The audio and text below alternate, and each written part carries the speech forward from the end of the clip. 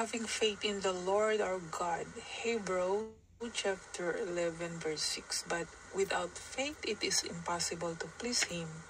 For he that cometh to God must believe that He is, and that He is a rewarder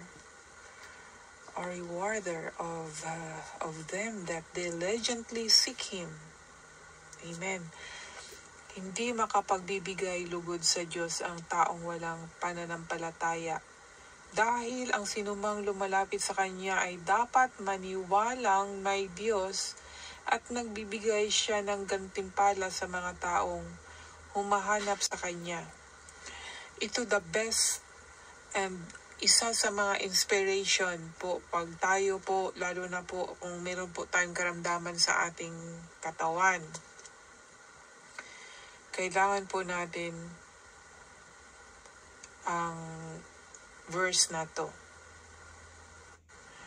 Kasi without faith cannot please God. Remember po, so sa healing, kung sa faith of natin, magdasal, kahit anong bagay po, no? Na meron tayong hilingin sa Diyos, kailangan may kaya nga dasal at pananampalataya at buong pagtiwala sa Kanya. Kaya nga tayo nagsasabi ng mga ating mga problema, di ba? Kasi nga pinagkatiwalaan natin ang Diyos. Kung sa kaibigan natin, hindi naman natin yan masabi lalo na yung mga confidential problem, no? Sakit. Si Lord lang talaga, sa Diyos lang natin ma-share.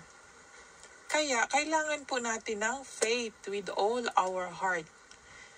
Dahil talagang klaro ito na hindi makapagbibigay lugod sa Diyos ang taong walang pananampalataya. Kaya, pag lumapit tayo sa Kanya, dala-dala natin yun. Talagang buong pagtitiwala natin sa Kanya. Faith with, but without faith, it is impossible. Without faith, impossible po ang sinabi doon. Kaya, if we talk to God, kailangan buo po na we have faith in Him. Kaya nga, tayo ay magdasal sa Kanya. Hindi naman tayo pwedeng magdasal sa tao, di ba? Alam niyo po, sa totoo lang, may mga sakit or may mga problema na never makatulong ang tao. Minsan nga, i-chismis pa pag nagsabi tayo sa problema natin, i-chismis pa tayo kahit pa masabi natin close friends. Ako, once na pag nag-away-away, wala na lumalabas yung mga secret things, no? Pero kay Lord, hindi po talaga. Dahil sinabi nga once na we confess our sins, He will forgive and forget. Imagine, kakalimutan na niya yung kung ano man ang ating ginawang kasalanan. At pinatawad na tayo, papatawarin tayo. Lalo na sa problema, no? Sa sakit, ito talagang sakit, very concerned talaga ako dito sa sakit. Kasi, may mga sakit kasi na, kung wala kang pera, halimbawa, simple na sakit lang, actually, kagaya ng mga cancer na mga bato sa loob ng ating katawan, kung may bato. Dito kasi sa lugar ko, madali na lang yan siya. Madali, may solve siya kasi makukuha na ang bato At wala nang hiwa-hiwa sa katawan. Iwan ko lang kung sa Pilipinas kung meron na to. Yung laser na lang siya, or merong karayom na, or tube ata yun, ipapasok na lang sa bunganga and then kukunin yung bato. Basta very high-tech talaga. And then, nakukuha po yun na walang operation. Isa atin parang operasyon pa kaya talagang nakakalungkot, no? Dahil may hiwa pa yung katawan. At ang laking halaga ang lalo na ngayon, nagmahal. Dati, mga 50,000 pwede ka na ma-operasyon. Ngayon, start na sa 100. And then, pag lumalaki ng lumalaki yung bato, lumalaki din ang presyo ng operasyon. Kaya, ang advice ko talaga, ako mahilig po ako sa herbal. Yan po talaga ang ano ko, the best. Herbal and then prayer. The best sa akin herbal at saka prayer. Kaya kailangan natin ng faith. Paano tayo magkaroon ng faith kung wala tayong alam sa salita ng Diyos? Dahil ito pong salita ng Diyos, yan po ang magpapalakas sa atin. Kaya nga sabi, di ba? Sabi sa Romans chapter 10 verse 17, so then faith cometh by hearing, and hearing by the word of God. Ngayon, kung hindi po tayo nakakarinig sa salita ng Diyos, paano po tayo magkakaroon ng pagtitiwala sa Kanya? At hindi naman tayo nagbabasa. So, kailangan talaga natin magbasa. Ang reason, isa sa reason kung bakit ayaw magbasa ang tao dahil hindi sila nakakaunawa. Naunawaan ko po dahil isa po ako dyan. Hindi po ako nakakaunawa sa salita ng Diyos. Dati po, hindi po ako nakakaunawa sa salita ng Diyos. Kaya ayaw ko pong magbasa sa salita ng Diyos. Ngunit, tamad din ako makinig. Yan ang problema eh. Bakit ganun? Bakit tamad tayong magbasa or makinig sa salita ng Diyos? Alam niyo po ba ang sagot? Dito na siguro bigay sa akin ni Lord to ba kasi dumadaan-daan lang ako sa mga ibang videos at ito po ang lumantad. Ito sa 2 Corinthians chapter 4 ang sabi dito. Basahin ko po sa Tagalog para mas maunawaan natin. 2 Corinthians chapter 4. 2 Corinthians chapter 4. Kung bakit ang tao hindi sila mahiligin makinig sa salita ng Diyos or magbasa sa salita ng Diyos. Dahil ito po yung sagot. Hindi po to galing sa akin. Galing po to sa salita ng Diyos. 2 Corinthians chapter 2 ang sabi, ayaw nilang maniwala sa magandang balita dahil ang kanilang mga isipan ay binulag ni Satanas at naghahari sa mundong ito. Binulag niya sila para hindi nila maintindihan ang magandang balita tungkol sa kapangyarihan ni Kristo na siyang larawan ng Diyos. Yan po klarong-klaro po, no? Kaya may mga tao na, hindi man lahat, no? May mga taong ayaw makinig sa salita ng Diyos, ayaw magbasa sa salita ng Diyos dahil binulag ang kanilang mga isipan ni Satanas, no? Binulag ni Satanas ang mga isipan. Mata para hindi makakita sa katotohanan. Klaro po mga kaibigan, basahin niyo po 2 Corinthians chapter 4 verse 4. Kaya wag po kayo magalit kung ganito po yung mga sinishare ko. Kaya sabihin dito, no, nakarinig. Ayaw lang maniwala ng magandang balita dahil sa kanilang mga isipan ay binulag ni Satanas. Yung ibang tao na hindi mahilig makinig sa salita ng Diyos, hindi mahilig magbasa, and then ito ang marinig, magagalit doon sa nagsasalita. Hindi po yun panghuhusga, kundi ibinahagi ang katotohanan para mamulat, para mabuksan nga sa katotohanan, ano? Pero yung iba talaga dahil nga binulag ni Satanas, ay nagagalit, sasabihin, sa akin to pinaririnig Hindi nila alam na hindi naman alam nung nagsasalita kung sino yung mga tao na yun. Ngunit, deep inside us, alam natin kung sino yung natatamaan. Sa Katolik pa ako. Dahil isa akong lakwatserang tao. Pag nagpe-preach yung pari, naghumili, sasabihin na gumagala sa gabi. Ayan. Natatamaan na ako nun. Pero hindi alam ng pari na ako yun, na isa ako dun sa natatamaan Ako mismo na konsensya, no? Kaya nga tayo ang nakakaano Akala natin alam ng pari na ang ginawa natin. O yung preacher. Hindi po na alam kung ano po mang ginagawa natin. Kundi tayo mismo sa sarili natin, alam natin ang ginagawa natin at natatamaan lang tayo dahil totoo. Kaya dapat imbis na magalit, magmataas, magpakumbaba. Kausapin natin ang Diyos at humingi ng tawad. At yan nga, no? So, yan po ang kailangan natin. Ito yung mga, kumbaga, kung sa away pa, bala natin sa pananampalataya na kung gusto natin mag-self-healing, panghahawakan natin ang salita ng Diyos. Pwede natin sabihin na, Lord, sabi mo, pag magtiwala kami sa iyo, ang buong tapat ay nandiyan ka at papakinggan mo ang aming mga dasal. Mga ganun, pwedeng mag-declare ng ganun sa Panginoon. Dahil God is, nandyan lang talaga siya. Ako masasabi ko talaga yan mga kapatid, mga kaibigan, na God is really alive. At yan nga, hindi ako ganito. Hindi ako bulay-bulay. Actually, dapat matulog ako ngayon, pero sabi ko parang gusto ko talagang magbasa eh. Gusto ko yung sa faith of healing. Kasi marami akong nakikita mayroong sakit sa karamdaman. Kailangan lang natin ang faith talaga, faith sa Panginoon.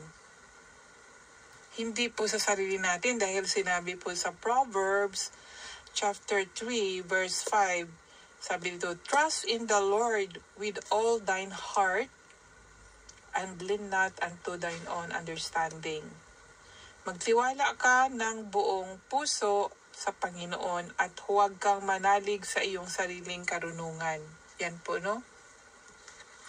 So kung may tiwala tayo sa Panginoon,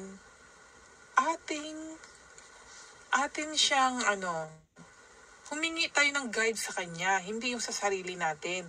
Ito talagang sundin natin para daloy-daloy ang blessings or pagtulong sa atin ng Panginoon.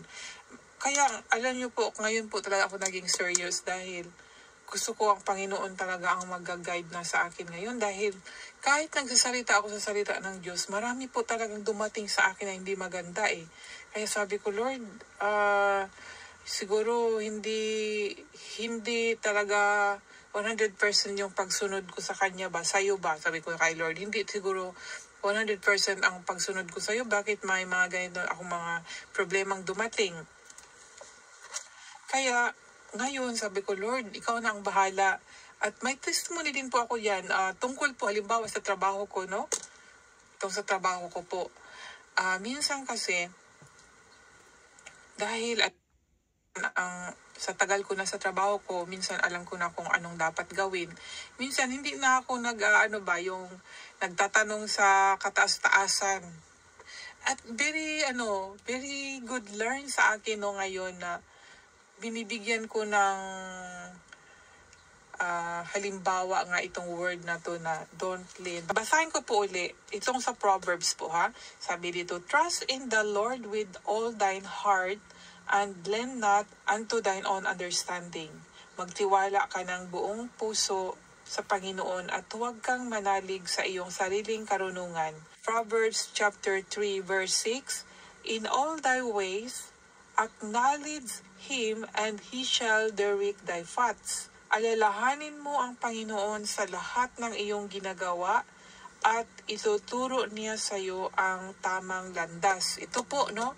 Halimbawa, ito sa trabaho ko po. Dahil alam ko na ang gawain, almost alam ko na. Minsan, hindi ko makikita yung, yung supervisor or halimbawa ako lang nag-iisa. So, gagawa na lang ako ng kung anong gawin kasi alam ko naman eh. And sa bagay, kahit walang nakakita sa akin, ay gumagawa talaga ako ng trabaho. Kaya nga, di ba, kailangan natin ng integrity. Honest tayo kahit walang nakakita. Ngayon, may mga bagay din na minsan, itong supervisor namin, diba, 2 or 3 supervisor, nag-uusap yan sila kung saan i-assign ang bawat isa sa trabaho, no? Ako, hindi naman ako, kasi syempre may rank yan sa trabaho eh, no? Supervisor, assistant supervisor, and then next is staff, and then next is semi-staff, and then part-time, and then next sa part-time yung semi-part-time. Ako sa part-time kasi ako, so lower rank lang ako. Kailangan ko pa rin ng mga staff na magpagtanungan ko kung anong dapat kong gawin. Pero minsan hindi na ako nagtatanong kasi alam ko naman, always the same ang ginagawa. So yun din ang ginagawa ko. Hindi ko alam na meron pala silang, may mga plano sila na, halimbawa ako si Jaycon, doon natin ilalagay yan. Ngayon, dahil I don't acknowledge their plan and I don't my own, kaya nakikita ko na, sana, sabi ko sa sarili ko, sana nagtanong na lang ako. Ngayon, dahil hindi ako nagtanong, hinayaan na lang nila na, parang dyan na lang siya sa trabaho niya. Kasi akala ko sa sarili ko na doon na talaga ako ilalagay. Ngayon, nakikita ko na yung trabaho ko pala ang na pinili ko sa sarili ko ay mahirap. Ngunit nasanayan ko naman, so okay lang yun. Ngunit nakikita ko sa iba na syempre yung plano ng ng supervisor ay maganda yung sa kanila kaysa pinili ko po. Kaya ito po ang lesson sa akin na dapat pala nag-confide ako sa sa aming supervisor. Dapat nagtanong ako na Bisor, saan ako ngayon? Anong dapat kong gawin ngayon? Kahit alam ko na, ganun ng trabaho, baka may ibang plano. Kaya talagang na-amaze ako dito sa na to kaya sabi ko, tama ka nga pala, Lord. Kahit pinapangunahan ko yung supervisor namin, ngayon ako tuloy yung nasa work na, yun bang, tuloy-tuloy ba, walang pahinga. Kaya yan, kaya nakaka-amaze. Pero still great pa rin ako. Mayroon akong ibang lesson din na natutunan na yung strength ni Lord, kung wala kasi si Lord, baka yung nanglupaypay na ako. Pero dahil nandyan si Lord, nagbigay ng lakas, sabi nga niya sa Philippians, all patient. Teka, palagi po ako ako dito sa dalawang na to. Ephesians 4:13 ba yan? Ephesians. Okay. Philippians. Sa Philippians natin din. Philippians. Nasaan ka na? Philippians.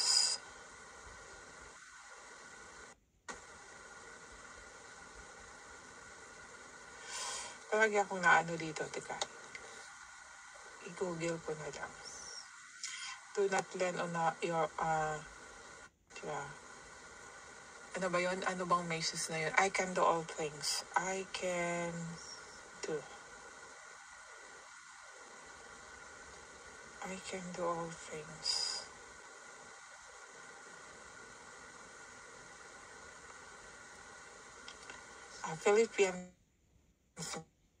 Philippians 4.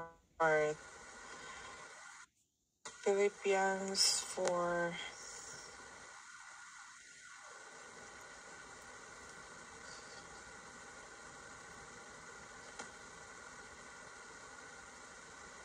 Philippians.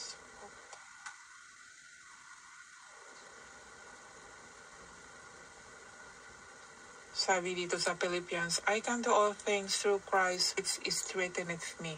So, yan po ang isa din sa lesson na talagang nakaka-amaze si Lord. In different ways, papaano natin siya ma-recognize na siya nga, kinakausap tayo through the word. Kasi may mga comparison din po sa ating daily life. Kaya nga, kailangan natin ng word para maging verse life, no? In our daily happenings. So,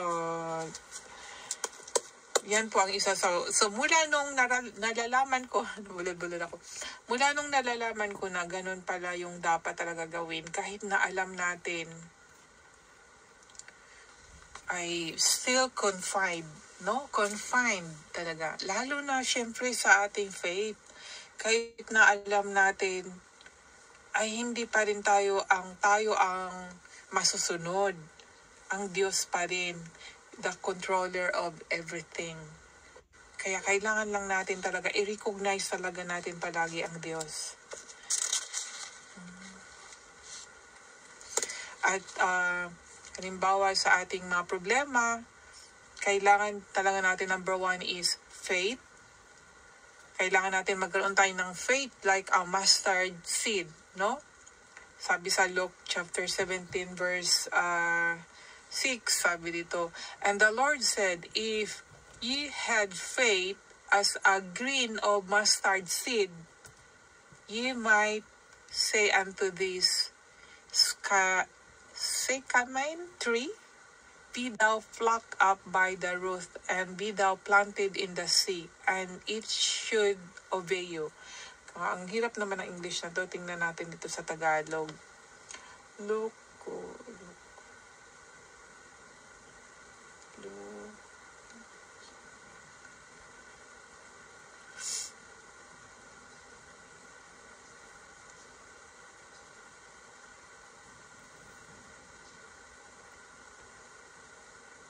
17.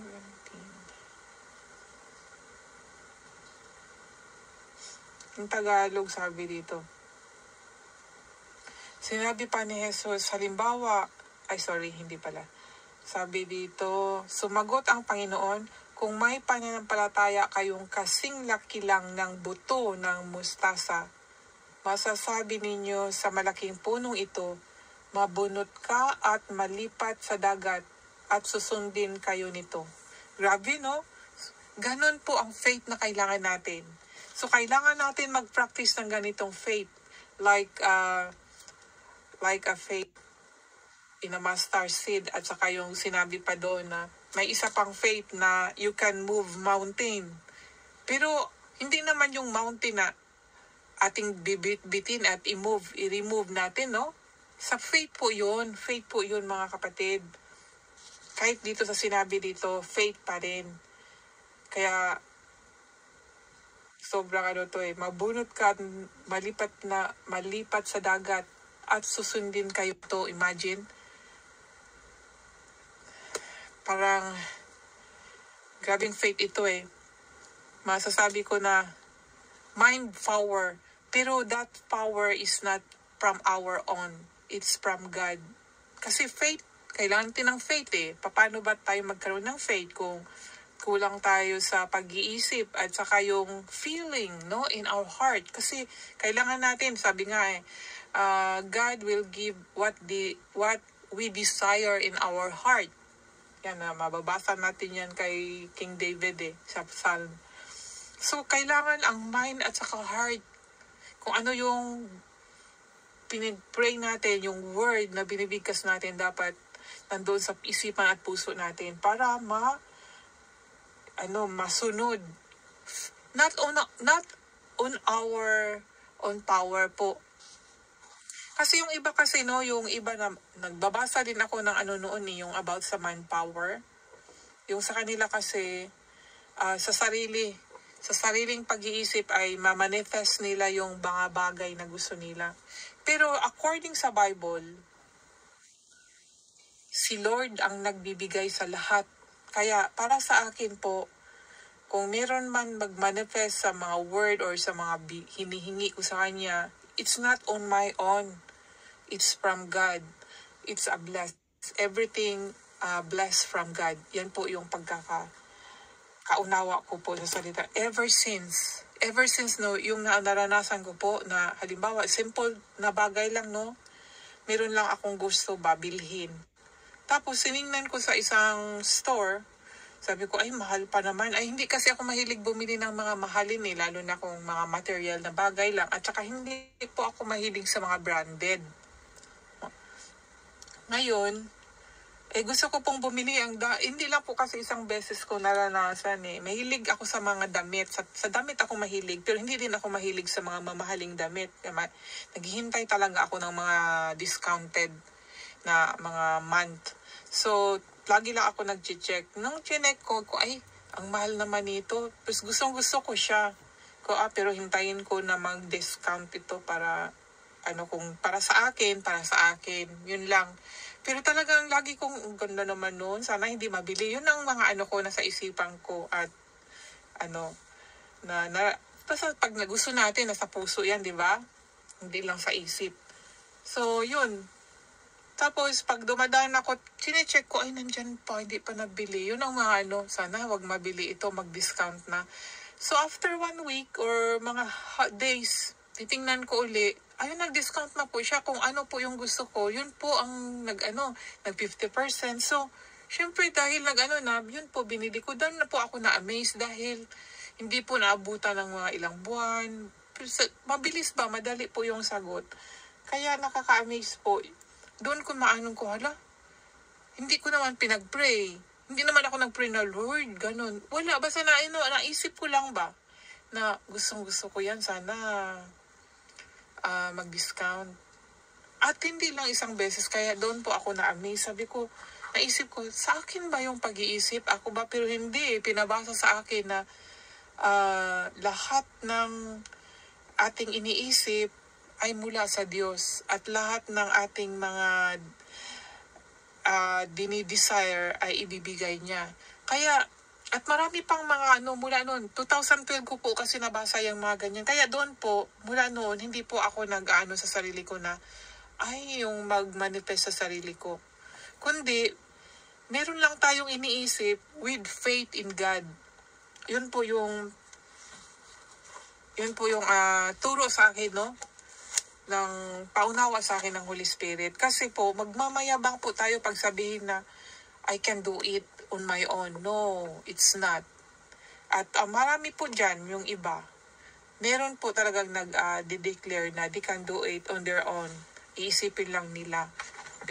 Pero para sa akin po, hindi. Kung mag-recognize po tayo na may Diyos po sa buhay natin, si Lord po talaga yan, sa Kanya po lahat. Meron din ako minsan na-encounter hindi na raw niya kailangan pang magsimba o kasi meron na siyang may ribulto na daw siya sa loob ng bahay niya.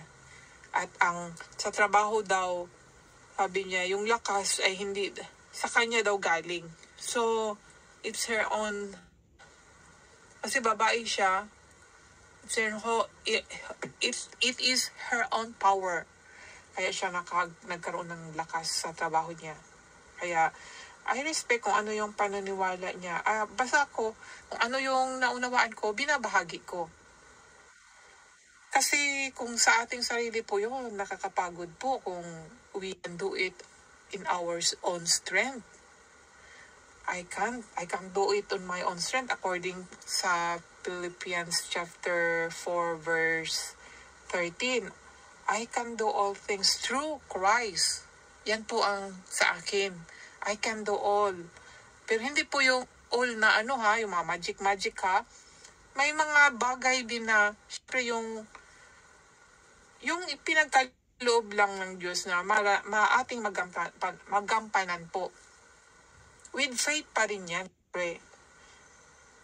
Pero sobrang amaze po talaga ako kay Lord. Sobrang amaze ko kay Lord. Talagang nasasabi ko na you are so amazing. Talaga. Kahit sa trabaho ko po, kahit ako lang mag-isa, so amazing, Lord. So thankful talaga ako. Ito, sa tanda ko ng ito, no? Pero, I don't feel like kung ano na po yung edad naramdaman, sa totoo lang. Dahil sa work ko, I can still do it na kahit, iwan ko nga sabi pa nila parang wala daw akong kapaguran. Amen. Kasi kay Lord, sabi ko, Lord, sa'yo talaga yan dahil yung buhay ko ay talagang lagi pong nakakapagod. Pero ngayon, totoo sa baho, meron din minsan. Siyempre, sa tanda ba naman, may mga naramdaman din tayong mga sa kasuan. Ito masakit. Pero, yan na nga, itong faith natin kay Lord. Kaya, nandito